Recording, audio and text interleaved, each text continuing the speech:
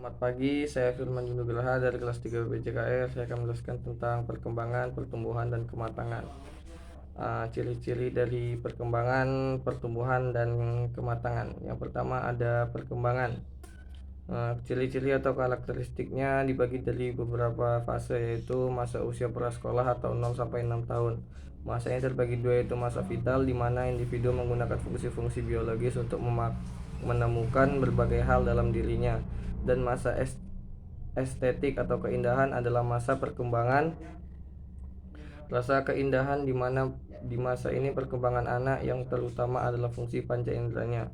Yang kedua ada masa usia sekolah dasar, yaitu 6 sampai 12 tahun. Masa ini disebut juga intelektual atau masa keserasian bersekolah. Masa ini diperinci menjadi dua fase, yaitu masa kelas atau sekolah dasar dan masa kelas tinggi atau SMP. Yang ketiga ada masa keserasian bersekolah, diakhiri dengan masa yang disebut pueral. Sifat-sifat khas pada masa ini yaitu ditunjukkan untuk berkuasa atau sikap, tingkah laku, dan perbuatan ekstraversi atau berorientasi keluar dirinya, misalnya mencari teman sebaya untuk memenuhi kebutuhan fisiknya. Terus ada masa usia sekolah. Yang kedua ada pertumbuhan.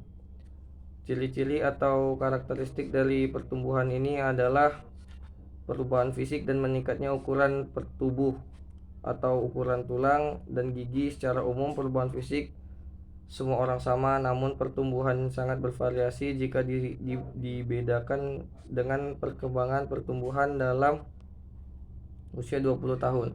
Menurut Foster dan Perry ada dua faktor dalam yang mempengaruhi pertumbuhan. Yang pertama ada faktor internal seperti bawaan genetik, kelamin, ras, rambut, warna mata, pertumbuhan fisik, dan sikap tubuh. Yang kedua ada faktor eksternal seperti keluarga melalui nilai kepercayaan, adat istiadat, dan pola spesifik dari interaksi dan komunikasi kelompok. Yang terakhir ada kematangan.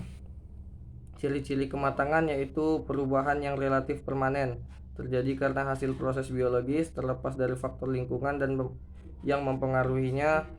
Perubahan dan tidak direncanakan terjadi pada setiap orang. Menurut Arnold Lucas Gesell, seorang ahli psikologi perkembangan melalui buku beliau yaitu Atlas an Inferior Behavior, mempercayai bahwa perkembangan berlaku secara dalaman. Ini bermaksud ciri-ciri yang tertentu akan muncul bila peringkat tiba kematangan dan bersesuaian sekitarnya. Otot, saraf, otak, dan tulang tidak bersedia atau tidak matang. Peluang-peluang yang diberikan kepada anak-anak untuk belajar kemahiran tidak mencapai hal yang positif.